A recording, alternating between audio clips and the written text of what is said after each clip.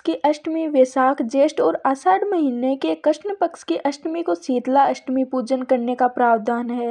इन चारों महीने के 4 दिन का व्रत करने से शीतला जनित बीमारियों से हमें छुटकारा मिलता है। इस पूजन में शीतल जल और बासी भोजन का भोग लगाने का विधान है। ऐसा माना जाता है कि शीतला माता भगवती दुर्गा का ही रूप है और भारतीय उपासना पद्धति जहाँ मनुष्य को आध्यात्मिक रूप से मजबूत करती है, वही शारीरिक और मानसिक रोगों को दूर करने का भी इसका उद्देश्य होता है। माना जाता है कि गर्मी के दिनों में शरीर में अनेक प्रकार के पित्त विकार भी प्रारंभ हो जाते हैं। ऐसी मान्यता है कि शीतला अष्टमी का व्रत रखने से हमारे ऊपर छोटी माता का प्रकोप नहीं होता। अब हम आपको सुनाएंगे शीतला माता की कहानी। एक बार की बात है, एक राजा के इकलौते पुत्र को शीतला निकली थी। साथ ही उसी के राज्य में एक काछी पुत्र को भी शीतला निकली हुई थी। काछी परिवार बहुत गरीब था, पर वह भगवती का उपासक था। वह धार्मिक दृष्टि से जरूरी समझे जाने वाले सभी नियमों को बीमारी के दौरान भली भांति निभाता रहा। साथ ही वह घर में साफ सफाई का भी विशेष ख्याल रखता था।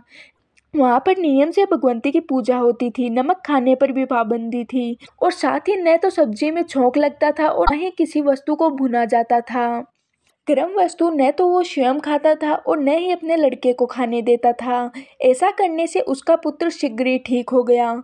उधर जब से राजा के लड़के को शीतला का प्रकोप हुआ था, तब से उसने सतचंडी का पाठ शुरू करवा रखा था। हर रोज हवन व बलिदान होते थे। राजपुरोहित भी सदा भगवती के पूजन में निमग्न रहते थे। लेकिन राजमहल में रोज कढ़ाई चढ़ती थी, विविध प्रकार के गर्म स्वादिष्ट भोजन बनते थे, सब्जी के साथ कई प्रकार के मांस भी पकते थे। इसका परिणाम यह होता है कि उन लज्जित भोजनों की गंध से राजकुमार का मन मचल उठता है।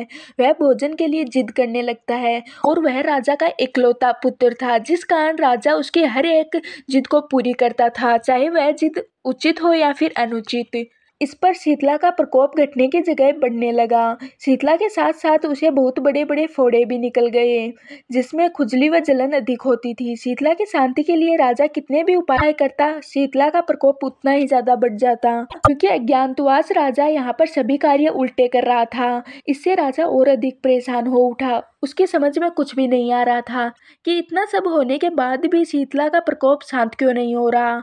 एक दिन राजा के गुप्तचरों ने उन्हें बताया कि कुछ के पुत्र को भी शीतला निकली थी, पर वह बिल्कुल ठीक हो गया। यह जानकर राजा सोच में पड़ गया कि मैं शीतला की इतनी सेवा करता हूँ, पूजा व अनुष्ठान में कोई भी कमी नहीं रखती, भी मेरा पुत्र और अधिक रोगी होता जा रहा है, जबकि काछी पुत्र बिना किसी सेवा पूजा पाठ के भी ठीक हो गया। बस इसी सोच में उसे नींद भी नहीं आ रही थी। जिसके बाद श्वेत वस्त्र धारिणी भगवती ने उसे स्वप्न में दर्शन देकर कहा, हे राजन, मैं तुम्हारी सेवा अर्चना से प्रसन्न हूँ, इसीलिए आज भी तुम्हारा पुत्र जीवित है।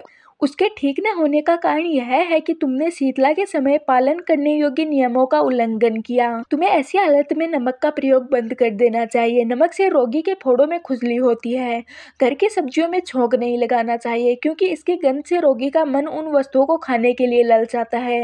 साथ ही रोगी को किसी के भी आसपास जाने की अनुमति मत देना, क्योंकि यह रोग औरों में भी फैलता है। अगर तुम्हारा पुत्र इन नियमों का पालन करेगा तो तुम्हारा पुत्र अवश्य ही ठीक हो जाएगा। विधि समझाकर देवी अंतर्ध्यान हो गई। प्रातः से ही राजा ने देवी के आज्ञा अनुसार सभी कार्यों की व्यवस्था कर दी। इससे राजकुमार की सेहत पर अनुकूल प्रभाव पड़ा और वह शीघ्र ही ठीक हो गया। तो ये थी शीतला माता की कहानी। मैं आशा करती हूँ कि आपको ये कहानी पसंद आई होगी। अब हम मिलते हैं किसी और वीडियो के साथ।